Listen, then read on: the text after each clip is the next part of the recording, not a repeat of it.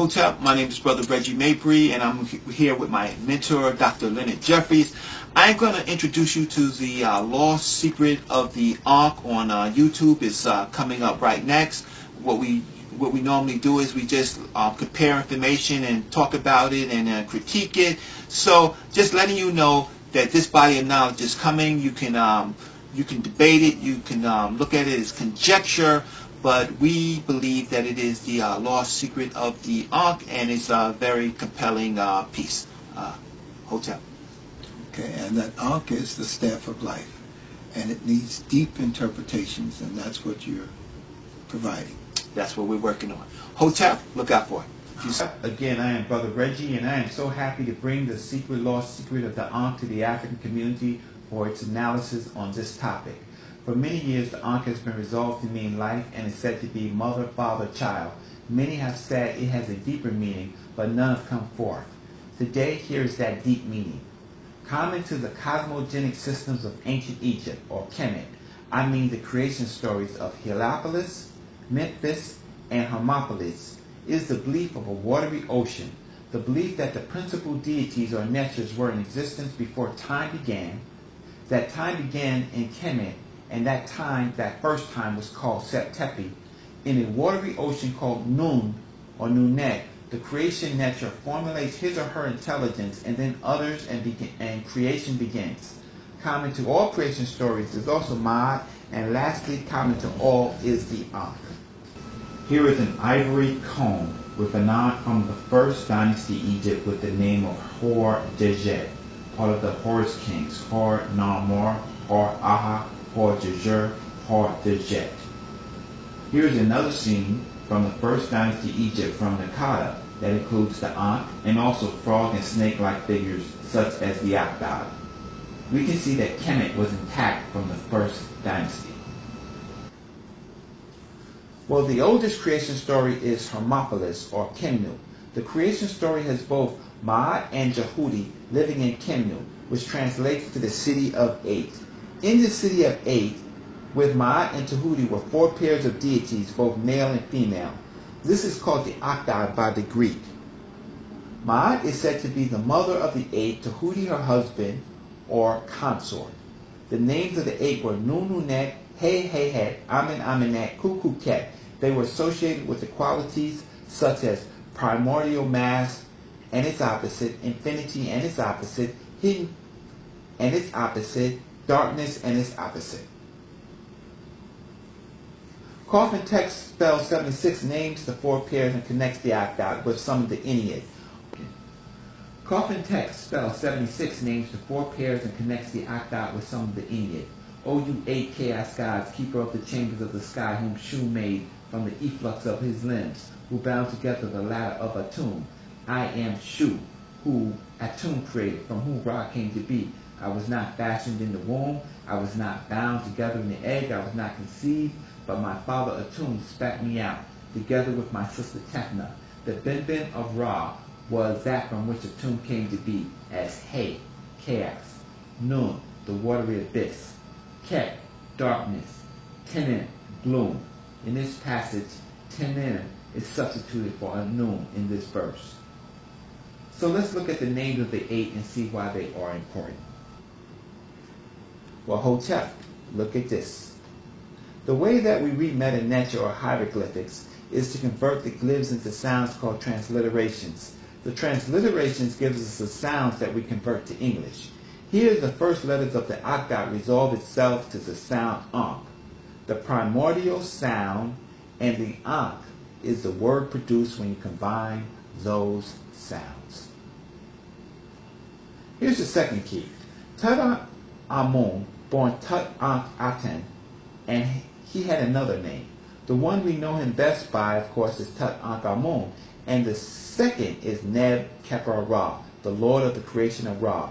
We see on the left Tut-Ankh-Amun with the Hek-An-Ush glyphs, and on the right we see Neb-Khepra-Ra. Why is this important? A good investigator would like to see more evidence. Well, here it is. Inside of Tut's treasure is this Ankh, and there are other artifacts that do much of the same as far as showing the significance of this important clue to the secret of the Ankh. Tut-Ankh-Amun repaired and restored Kemet from the rule of his father Akhenaten. During Akhenaten's rule, or the Amarna Revolution, mention of the old deities were removed from the temples and the old creation story went into hiding, so that the religion of Aten could replace the religion of Amun and Ptah. Tut-Ankh-Amun is no boy king.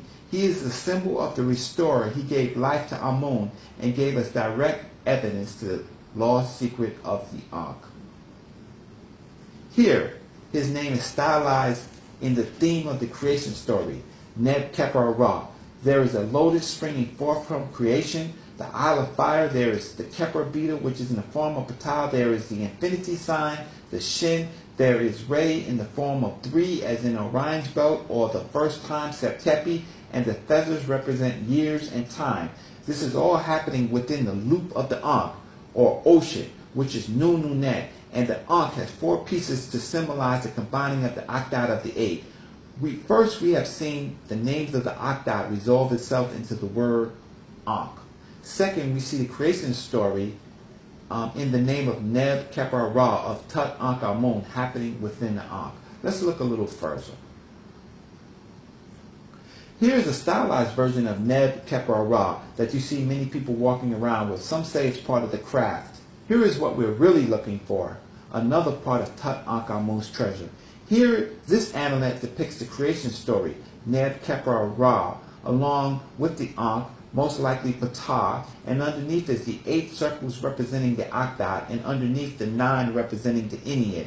Here we see the creation story, the Ankh, the Akhdad, and the Ennead together. This amulet is a better representation of those mysteries. We turn our attention to the Shabaka stone. The Shabaka stone, located in the British Museum, this is commonly called the Memphite theology. It is the Shabaka stone that is very important to this puzzle. The Heliopolis and Memphite theologies concern themselves with what was going on at creation time, or Septepi. The Hermopolis system concerns itself with what was going on before creation, and that was a major part of the lost secret of the Ankh that we just looked at. When the Nubian Nosotro kings Pianki, Shabaka, Taharka retook Kemet in the 25th dynasty, and as Dr. John Henry Clark says, gave Kemet its last great walk in the sun, they restored the old ways. The Nubians or Kushite Nosotro kings practiced the old ways of Amun, and when Shabaka became Nosut, he asked to see the old scrolls so that he could restore Kemet to the old ways. In finding the old documents, he discovered that they were worm-eaten and forgotten, and forced a restoration. The Shabaka stone combines the aspect of the cosmologies to restore ancient Egypt. From the beginning, according to the Shabaka stone, the Creator God possessed 8 intrinsic qualities which eventually manifested itself into the form of Ptah to realize the creative ability. These qualities took the form of gods who, before creation, resided in the mouth of Ptah, which pronounced the names of all things. Though personified as distinct deities, the gods were merely components of Ptah's divine essence. Nonetheless, it was they who simulated the Creator God by creating the sight of the eyes, the hearing of the ears, the breathing of the nose, that they may transmit to the heart, Shabaka stone. Floating within Nun and deprived of all his vital senses, Ptah existed in suspended animation, unable to fulfill his role as creator. As soon as his intrinsic qualities, the 8, supplied him with the means to interact with his surroundings, sight, hearing, and breathing, his heart could realize creation. Shabaka shows us that the 8, the Akhdad, was important for Ptah to realize his potential. Thus, Shabaka combined the Akhdad with the Memphite theology. Again, here's a beautiful representation. Here is the Hawk Heru holding 2 shins attached to the Ankh. Here we see Re, the feathers, meaning time. We know that every Nosut is a king or Heru. You can still say that the Ankh represents mother, father, and child because the loop of the Ankh is Nunet, the womb of life itself. But as you see, it has a deeper meaning. That meaning itself has gotten lost through the competing cosmologies and the invasion of Egypt.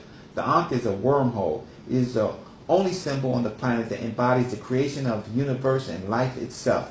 The Akhdad is said in the Stolen Legacy has a deeper meaning than modern science has even explored. Hotep.